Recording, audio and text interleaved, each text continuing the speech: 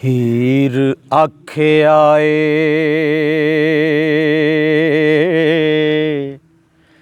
ਚਵਾਕਿਆ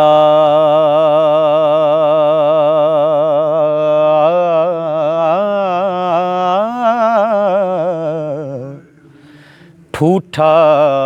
ਭੰਨ ਫਕੀਰ ਨੂੰ ਮਾਰ ਨਾ ਕੀ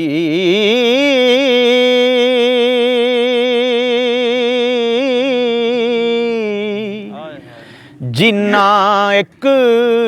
ਅੱਲਾ ਦਾ ਆਸਰਾ ਏ ਹੋ ਉਹਨਾਂ ਫਕਰਾਂ ਦੇ ਨਾਲ ਖਾੜ ਨਾ ਕੀ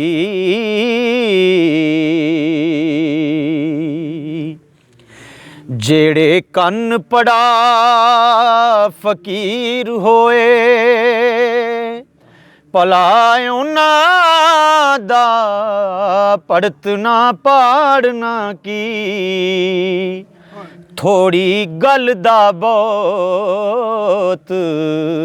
ਵਦਾਨ ਕਰਕੇ ਤੇ ਸਹੁਰੇ ਕੰਮ ਨੂੰ ਚਾ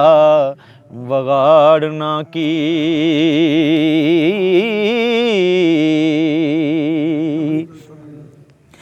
ਮੇਰੇ ਬੂਏ ਤੇ ਫਕਰ ਨੂੰ ਮਾਰਿਓਈ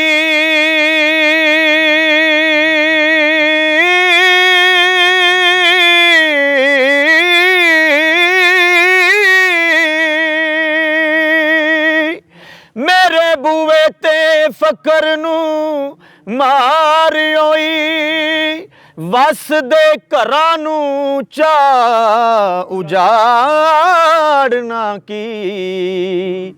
ਜਿਹੜੇ ਇਸ਼ਕ ਦੀ ਅੱਗ ਦੇ ਨਾਲ ਪੁੱਜੇ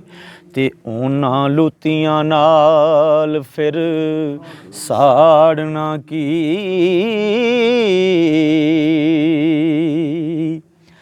ਜ਼ਾਤ ਹੱਕ ਦੀ ਵਿੱਚ ਜੋ ਮਹਿਵ ਹੋਏ ਫਿਰ ਉਹਨਾਂ ਦਾ ਐਬ ਨ ਤਾਰਨਾ ਕੀ ਨਾਲ ਖੁਲਕ ਦੇ ਫਕਰ ਨੂੰ ਬੋਲੀਏ ਨੀ ਗੁੱਸੇ ਕੈਰ ਦੇ ਨਾਲ ਮੁੜ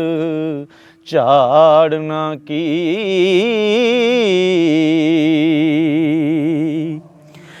ਹੋ ਜਿੰਨਾ ਅਲ ਨੇ ਛੱਡ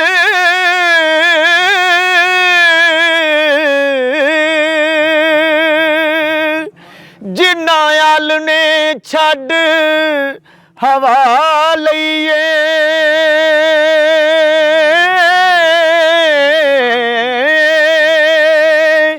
ਫੇਰ ਉਹਨਾਂ ਨੂੰ ਅੰਦਰੀ ਵਾੜਨਾ ਕੀ ਵਾਰਸ ਸ਼ਾਹ ਉਜਾੜਿਆਂ ਰੱਬ ਦਿਆਂ ਨੂੰ ਹੋ ਹੱਥੀਂ ਆਪਣੀ ਚਾ ਉਜਾੜਨਾ ਕੀ